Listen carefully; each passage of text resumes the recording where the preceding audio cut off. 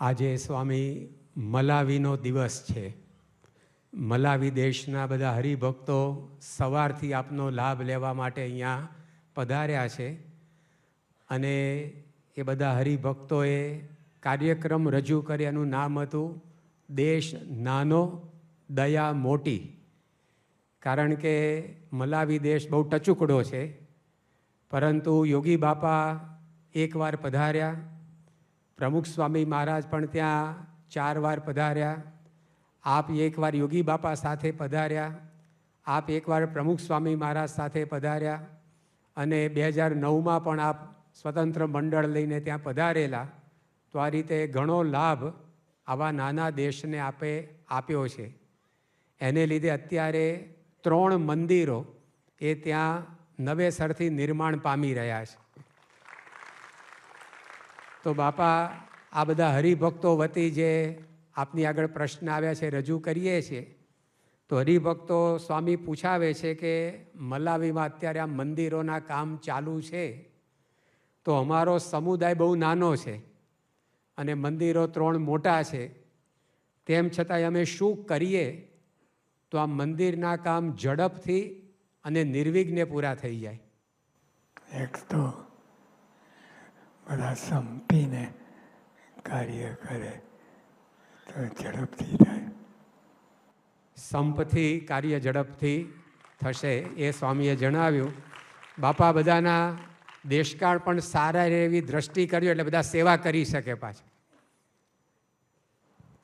પછી બીજું સ્વામી હરિભક્તો પૂછાવે છે કે અમે બધા દૂર દેશમાં સત્સંગ કરીએ છીએ, આપ તો મોટે ભાગે ઇન્ડિયામાં હો અને હરિભક્તો બધા મલાવીમાં.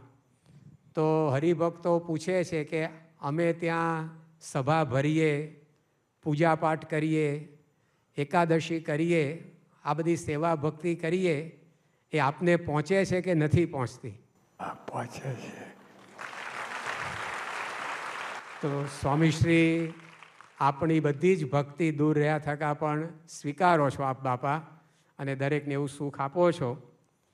સ્વામી, આ બધા હરિભક્તો આપનાથી ઘણા દેહે કરીને દૂર રહે છે, તેમ છતાં પણ આપનું અખંડ સાનિધ્ય એ સૌ અનુભવી શકે તો એના માટે શું કરવું જોઈએ?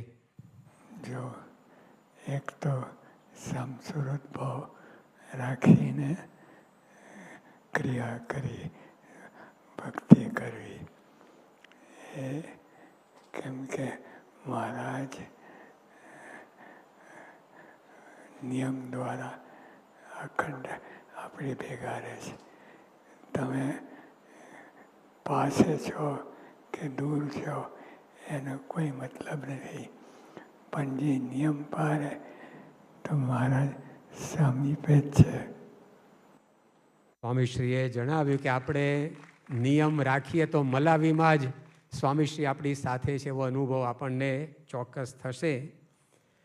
સ્વામી, સત્સંગ બધા આવા નાના દેશમાં કરે એટલે સંખ્યા મંડળોમાં નાની હોય, બહુ મોટી સંખ્યામાં બધા ભેગા ન થાય.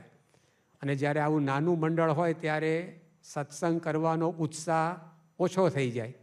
મોટી સંખ્યા હોય તો ઉત્સાહ વધે. તો આવા નાના દેશમાં, નાના મંડળોમાં પણ ઉત્સાહથી સેવા કરવા માટે કયો વિચાર રાખવો જોઈએ?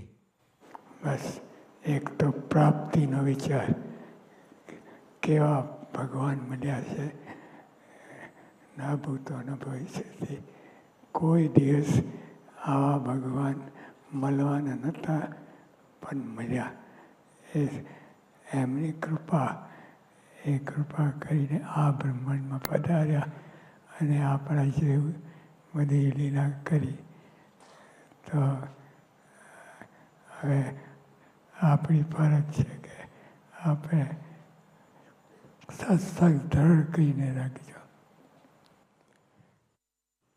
સ્વામી, આપે પ્રમુખ સ્વામી મહારાજે અને યોગી બાપાએ ત્રણેય મલાવીમાં પધરામણીઓ કરી અને સભાઓ કરીને ખૂબ લાભ આપ્યો. એટલે આપની સૌની દયા ઘણી છે આ દેશ ઉપર.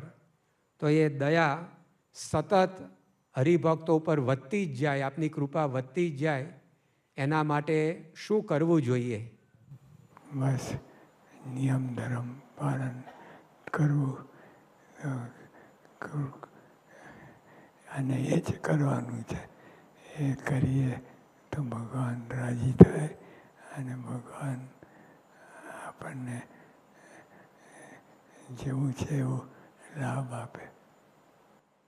પરમ પૂજ્ય સ્વામીશ્રી આજે આશીર્વાદના રૂપમાં આપણને 3 મુદ્દા દ્રઢાવ્યા. એક તો નિયમ ધર્મમાં દ્રઢ રહીએ તો સ્વામી ભલે આપણાથી દૂર હોય તેમ છતાંય અખંડ સાથે છે એવું અનુભવાય.